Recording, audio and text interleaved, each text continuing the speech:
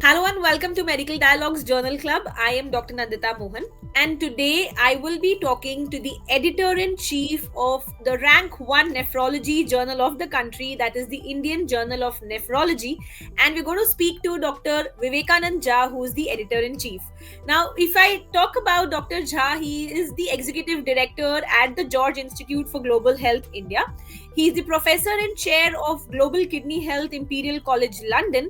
Conjoint Professor of Medicine, University of New South Wales, Sydney, Professor Prasanna School of Public Health, Manipal Academy of Higher Education, Manipal, and has also been the immediate past president of the International Society of Nephrology. So, welcome to Medical Dialogue, sir. It's really a privilege to be interviewing you here today. Thank you, Dr. Mohan, and thank you for allowing us to use your platform to spread the message of kidney health.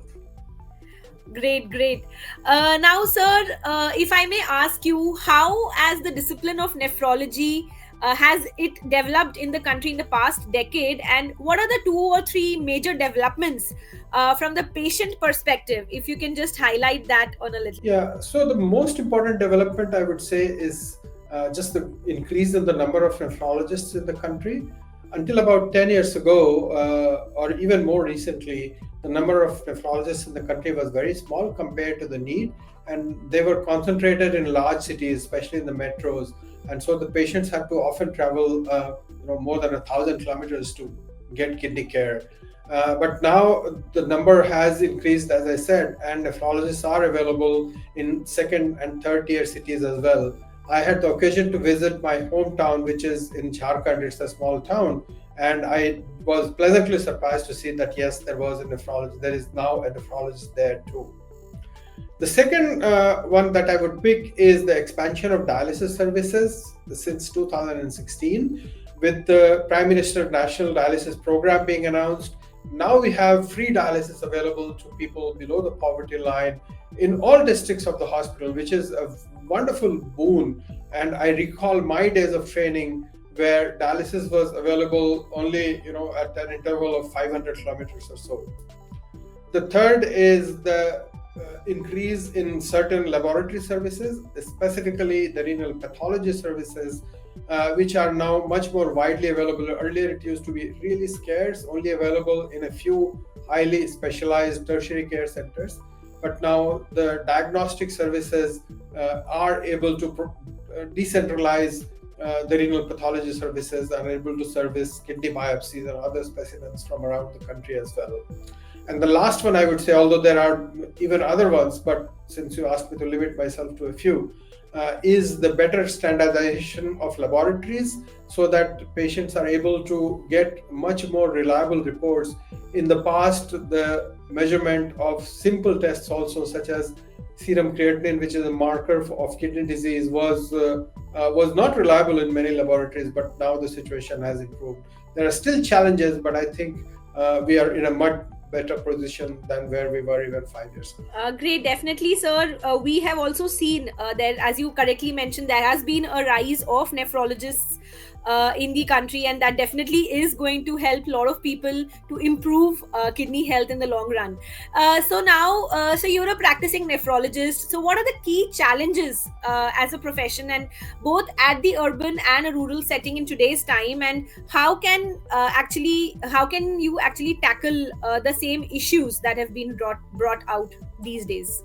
Right, thanks. So the number one I would pick, both for urban and rural populations, is despite the improvements that we talked about in the last few minutes, there is still a lack of services for ensuring timely detection and management of kidney diseases, as a result of which patients remain often undetected, which is in the early stages, which is the time where we can really intervene and prevent the development of more advanced kidney disease.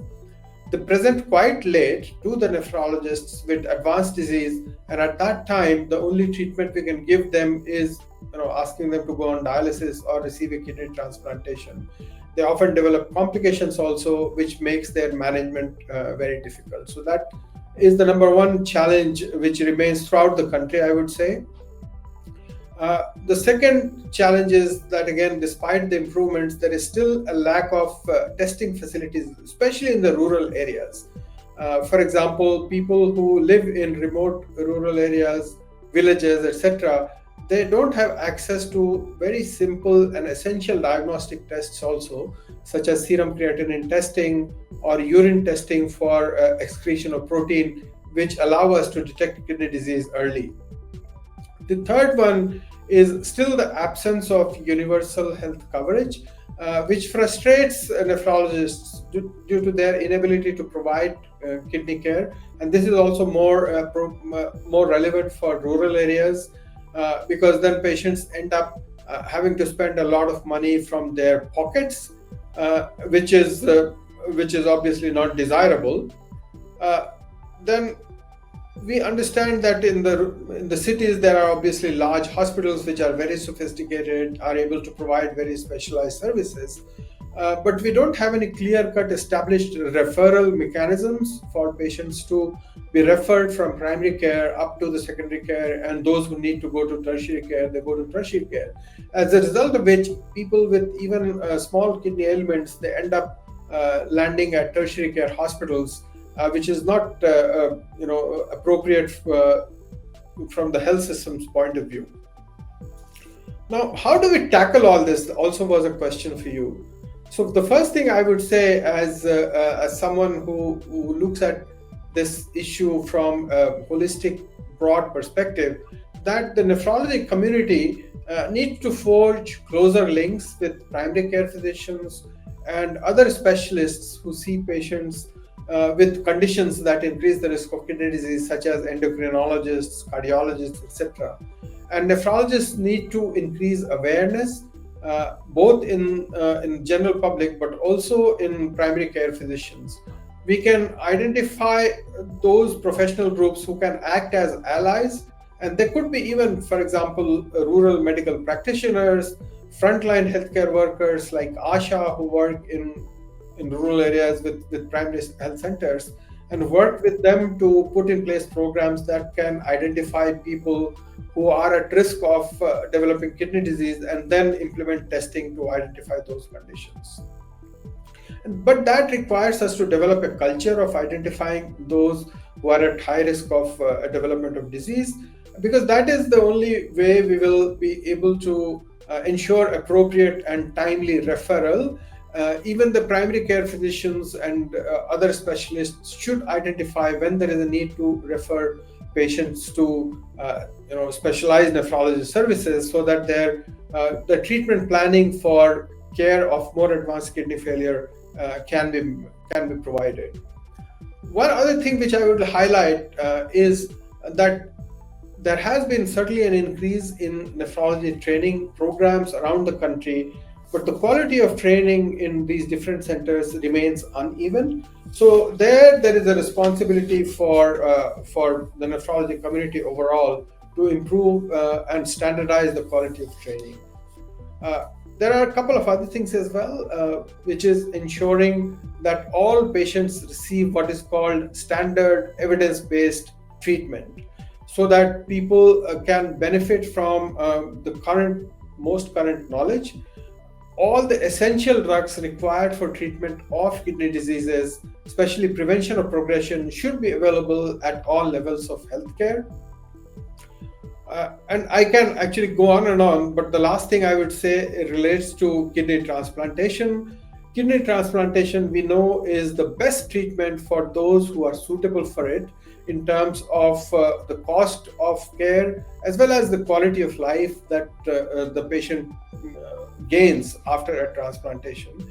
But the kidney transplantation program in India, though improving, is still far short of the demand that we have. For example, if we look at the current data, between 12,000 and 15,000 kidney transplants are taking place annually, but the requirement for kidney transplantation easily exceeds 1 lakh, I would say. And therefore, we need, as a community, as the entire healthcare system, to pay attention to it.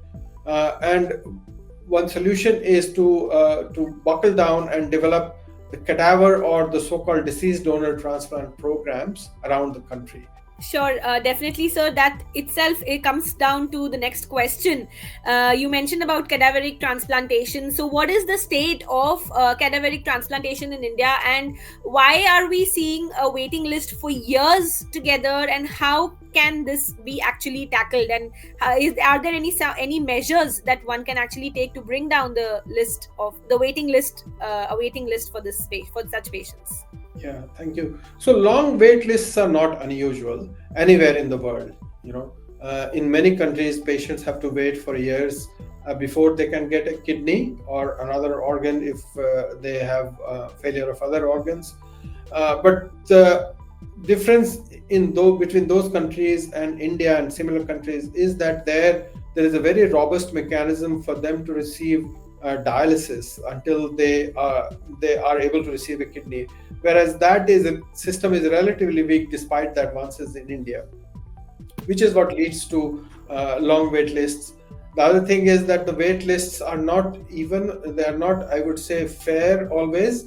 Again, this is not for want of development of policy, but the challenge lies at the level of implementation and the system level issues that patients face because they need to travel long distances, etc. And just life intervenes because people cannot afford to take time off from work and come and ensure that they are regularly tested to assess their suitability for deceased donor transplantation. Now, we do have a very good enabling law for allowing deceased donor or cadaver transplantation, which was passed in 1994 and subsequently revised, also amended appropriately.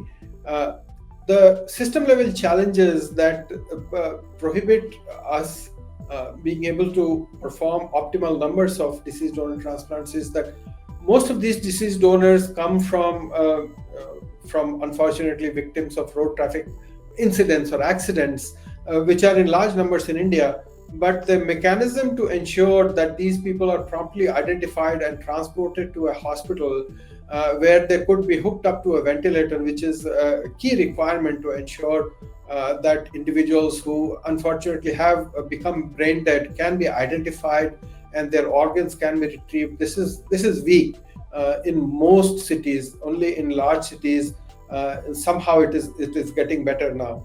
The second challenge is that despite the fact that these individuals reach an ICU, brain death is not always identified, even though the Indian law mandates that all hospitals that have ICUs should put in place mechanisms to identify brain death. There is a challenge with the availability of teams that can promptly declare brain death and then subsequently harvest organs and transport organs. The nation and statewide waitlist you mentioned, and the waitlist situation and management of the waitlist is improving, but still it can do with better coordination. And last but not the least is the issue related to financing. And there are two issues here. One is that who pays for maintenance of the donor when the donor is brain dead and effectively there is no hope for that donor to come back to good health. So obviously it is unrealistic to expect the family of the donor to pay for that care of that individual until they are being prepared for organ harvesting. And the second is financing regarding those who need kidney transplantation themselves. They have to often, at very short notice, arrange large amounts of money, which is very difficult. And so, therefore, state financing is going to be critical in ensuring that more and more people are able to receive kidney transplantation from deceased donor kidneys. It is also relevant to mention that most of the organ transplant programs are in private sector, and again, private sector is more expensive. I think what we need is increase in the number of active transplant programs, especially deceased donor transplant programs in public sector hospitals in India. There are certainly examples of successful and growing deceased donor transplantation programs in many hospitals, and some states are doing better than the others because they have put in place system level reforms such as Tamil Nadu, Andhra Pradesh, Telangana, and some other states as well. I mean, I've named a few, but then there are other states. Chandigarh is doing reasonably well compared to its size. So it can be done, but it does require us to put in system level efforts. Great, great.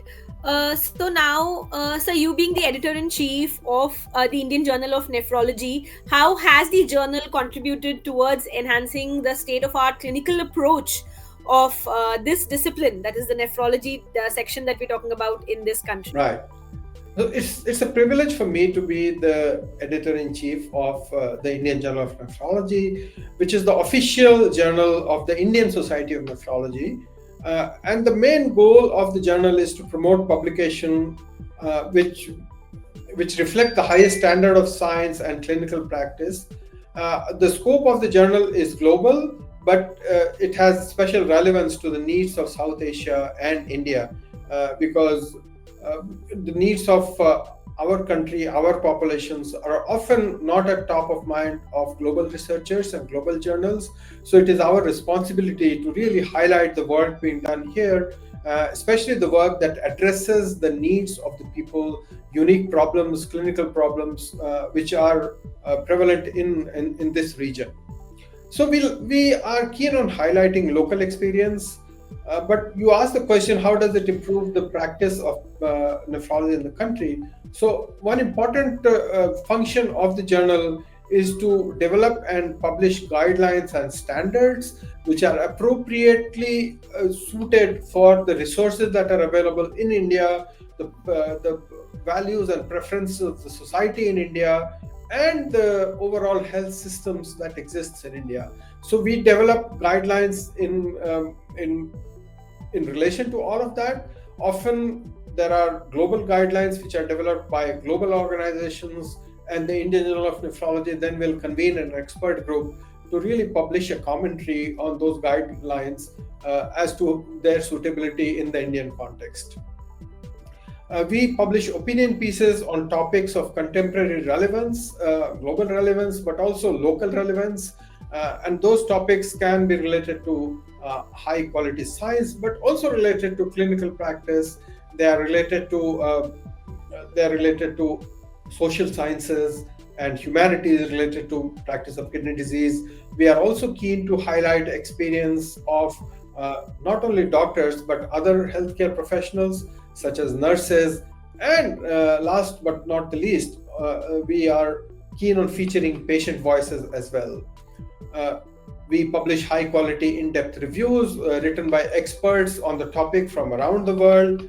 And like I said, we are particularly keen to identify issues that may not be of that much interest to more quote-unquote global journals, but are relevant to the Indian population and people who live in India. So essentially the goal of the Indian Journal of Nephrology is to advance the objectives of the Indian Society of Nephrology, but also to contribute to improving the clinical practice, education, and awareness building with relation to kidney health around the country and indeed around the world. Great, definitely, sir. It has to go a long way through that. Now, as we're talking to you as the editor in chief of this journal, so what are your visions looking ahead, and a word of advice for young upcoming nephrologists and scientists in this field? What will be your piece of advice for them? Right. You ask a question that is very close to my heart because although we have steered the journal, we have steered the practice of nephrology in the country for many years, but we recognize that the future is with the youth, and which is heartening that there is a significant increase in the number of young nephrologists in the country. What they need to do, even as they look to develop their own personal careers, that they integrate more closely with the broader community, the societies in which they live. They understand the problems, but they also understand their values and preferences. And as they do this, they should ensure the practice of ethical, evidence-based, and patient-centered clinical care. Because that is what we are ultimately here for. We are here to improve the health of the person who is sitting on the other side of the table from us, but we are also responsible for improving the health of the communities, the populations in which we work and we serve, because we have received a lot from that population. And therefore, we need to be aware of our responsibility to the societies. But we also, as I said, we need to be aware of the challenges that exist and contribute to finding solutions for those challenges. One example is the upcoming challenge of climate change and environment change. Kidney care is often actually a big contributor to environment change as well. So we should all be mindful of that and develop solutions which are climate sensitive as well. My advice to our young colleagues will be to follow the latest advances. Many of them will be published in the Indian Journal of Nephrology, but they will be published in other journals also. They should also, as they grow in their careers, strive to set standards for others to follow. They should develop their own networks of young nephrologists, but also not lose touch with the previous generation, because there is a lot to learn from their experience. And last but not the least, they should incorporate the conduct of research in their clinical practice, because research is a process which leads to generation of knowledge, but also improves clinical practice of those institutions, those individuals who engage in research continuously. And as you do more research, I would advise you to write that up and submit it to the Indian Journal of Nephrology. Great, great. Thank you so much, Dr. Jha, for joining us today at Medical Dialogues and giving us all your valuable insights. Indeed, it is a piece of advice to be taken by the young nephrologists to actually pen down their research and go ahead with publishing it. So, thank you once again, sir, for joining us today, and have a great day ahead. Thank you very much. Never miss a medical update from Medical Dialogues. Like, subscribe, and press the bell icon.